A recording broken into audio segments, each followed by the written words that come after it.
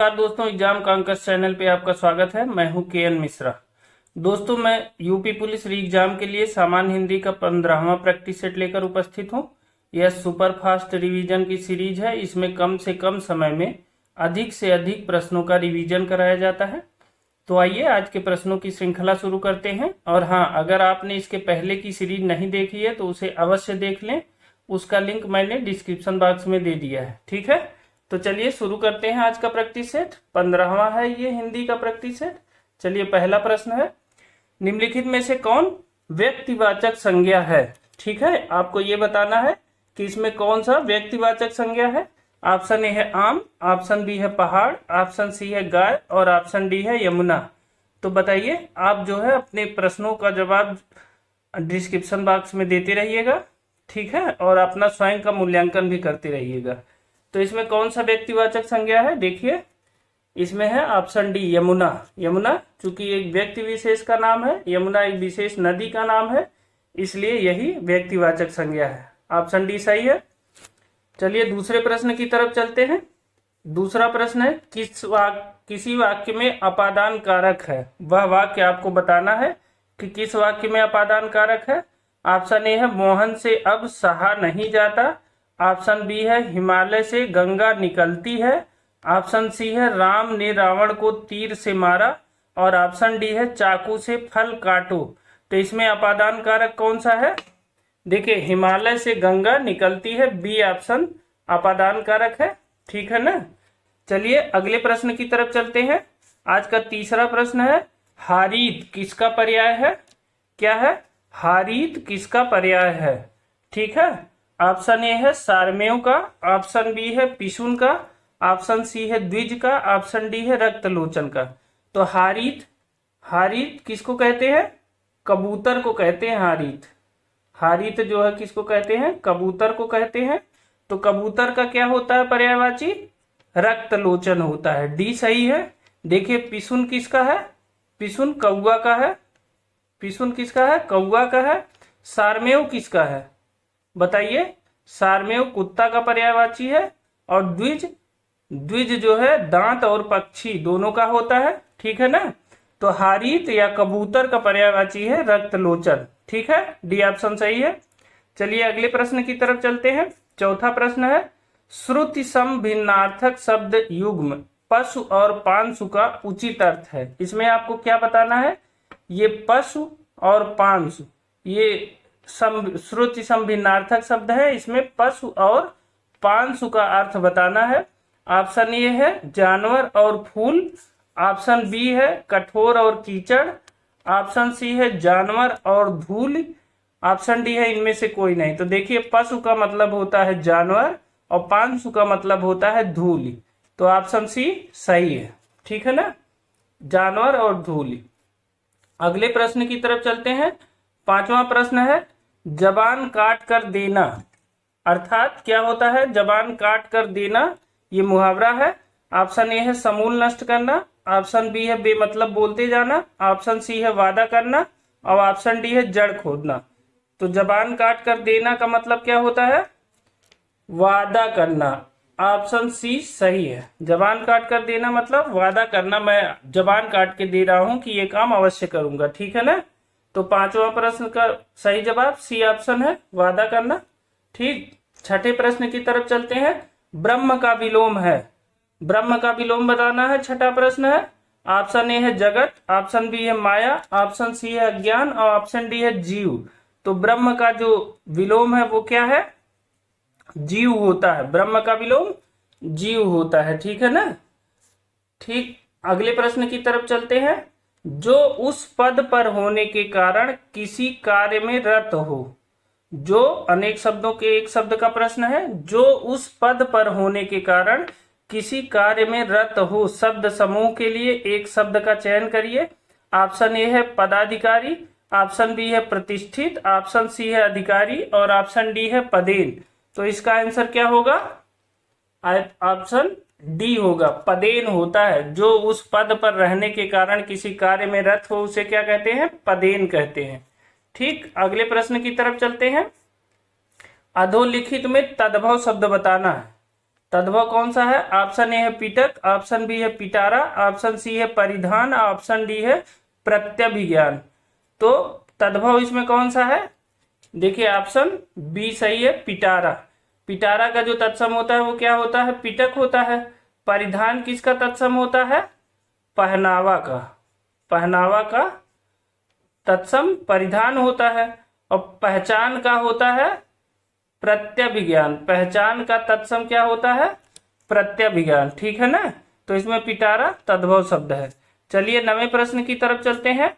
निम्नलिखित में से तत्सम शब्द बताना आपको।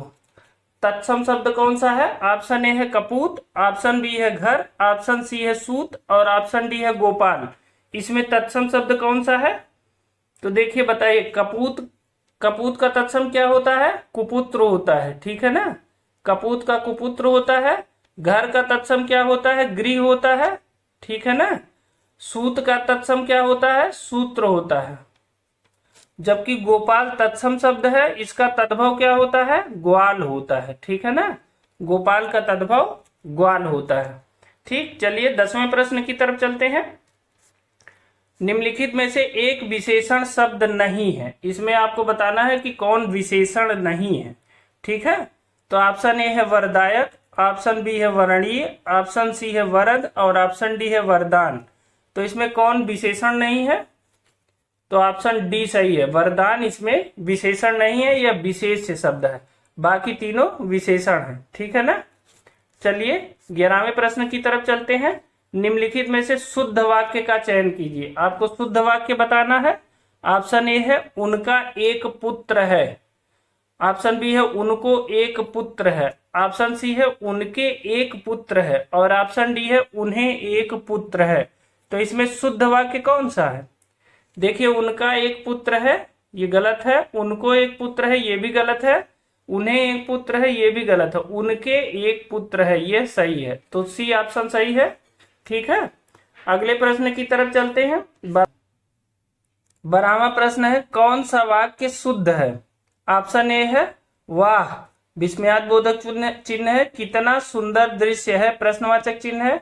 फिर ऑप्शन बी है वाह अर्धविराम है, कितना सुंदर दृश्य है पूर्ण विराम है। फिर ऑप्शन सी है वाह विस्मयादिबोधक चिन्ह है, कितना सुंदर दृश्य है, फिर विस्मयादिबोधक चिन्ह है। फिर ऑप्शन डी है वाह अल्प विराम है, फिर कितना सुंदर दृश्य है, फिर ये विस्मयादिबोधक चिन्ह है। तो इसमें कौन सा वाक्य शुद्ध है? तो देखिए, इसमें चूंकि यह जो है वाह आश्चर्यजनक करने वाली बात है, आश्चर्यचकित होने वाली, तो ऑप्शन सी सही है, वाह विस्मयादिबोधक चिन्ह और फिर कितना सुंदर दृश्य है, फिर विस्मयादिबोधक चिन्ह। तो ये सी ऑप्शन सही है। ठीक है, चलिए अगले प्रश्न की तरफ चलते हैं। 13वां प्रश्न है, कवि बिहारी मुख्यतः किस रस के कवि हैं? कवि बिहारी मतलब बिहारी कवि जो है वो किस रस के कवि हैं?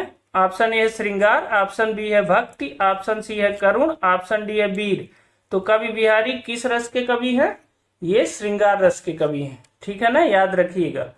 चलिए 14वें प्रश्न की तरफ चलते हैं। 14वां प्रश्न है, निम्नलिखित में से सममात्रिक छंद का उदाहरण कौन सा है?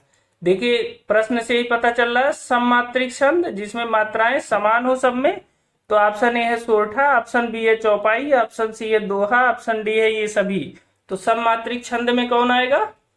ऑप्शन बी चौपाई आएगा। ठीक है ना, इसमें सभी चरण में मात्राएं समान होती हैं। ठीक, चलिए 15वें प्रश्न की तरफ चलते हैं। श्रृंगार विलास किसकी रचना है? क्या है? श्रृंगार विलास किसकी रचना है? ऑप्शन ए है भारतेंदु हरिश्चंद्र, ऑप्शन बी है मैथिली शरण गुप्त, ऑप्शन सी है श्रीधर पाठक, ऑप्शन डी है प्रताप नारायण मिश्र। तो श्रृंगार विलास किसकी रचना है?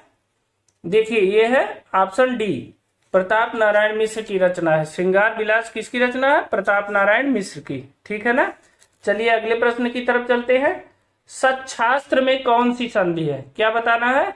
सच्छास्त्र में कौन सी संधि है? ऑप्शन ए है यण संधि, ऑप्शन बी है व्यंजन संधि, ऑप्शन सी है वृद्धि संधि और ऑप्शन डी है अयादि संधि। तो बताना है आपको सच्छास्त्र में कौन सी संधि है। तो देखिए, सच्छास्त्र का जो विच्छेद होता है वो सत धन शास्त्र होता है। तो अब आप जान गए होंगे कि इसमें कौन सी संधि है। तो सत धन शास्त्र होता है, तो ये है व्यंजन संधि, ठीक है ना।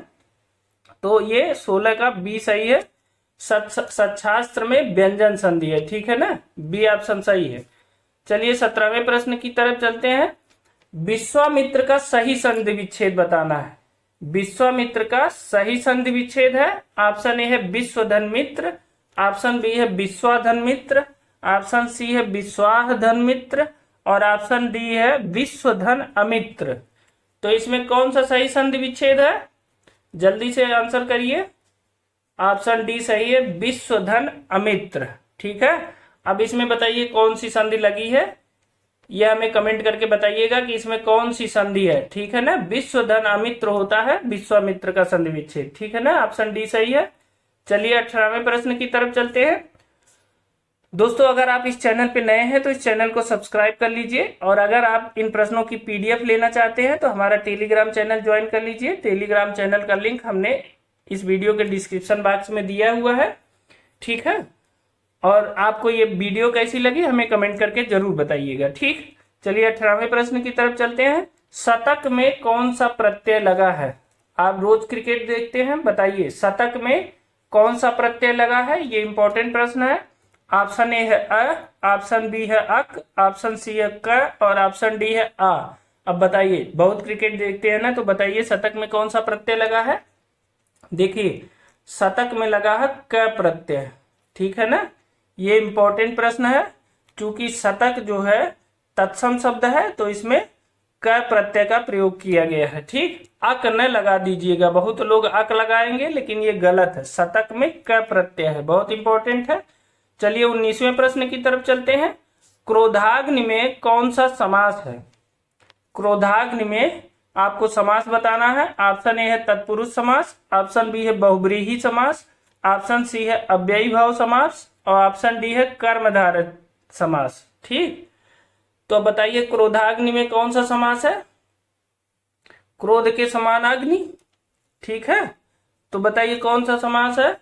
ये है कर्मधारय समास, ऑप्शन डी सही है, ठीक है ना, कर्मधारय समास। क्रोधाग्नि में कर्मधारय समास है।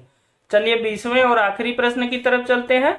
कौन सा शब्द देशज नहीं है? आपको ये बताना है कि निम्न में से कौन सा शब्द देशज नहीं है।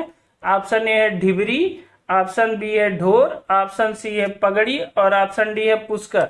तो इसमें कौन सा शब्द देशज नहीं है, जल्दी बताइए। ऑप्शन डी पुष्कर देशज नहीं है। तो ये कहां से लिया गया शब्द है, ये हमें कमेंट करके जरूर बताइएगा कि यह शब्द कहां से लिया गया है, ठीक है ना। तो ये थे हमारे 20 प्रश्न। ये हिंदी की जो है 15वां प्रैक्टिस सेट था हिंदी का, ठीक है। आपको ये वीडियो कैसी लगी हमें कमेंट करके बताइएगा, और अगर आप इस चैनल पे नए हैं तो इस चैनल को सब्सक्राइब कर लीजिए। हम ऐसे ही कम से कम समय में अधिक से अधिक प्रश्नों का रिवीजन आपका कराते रहेंगे। जिन प्रश्नों में बहुत आवश्यकता होगी वहां हम व्याख्या भी देंगे, ठीक है ना। इस सीरीज का पूरा उद्देश्य ही है कि कम से कम समय में आप ज्यादा से ज्यादा प्रश्नों का दोहराव कर लें, ठीक है। चलिए आज का वीडियो यहीं तक, फिर मिलते हैं किसी नई टेस्ट सीरीज के साथ। तब तक के लिए बहुत बहुत धन्यवाद।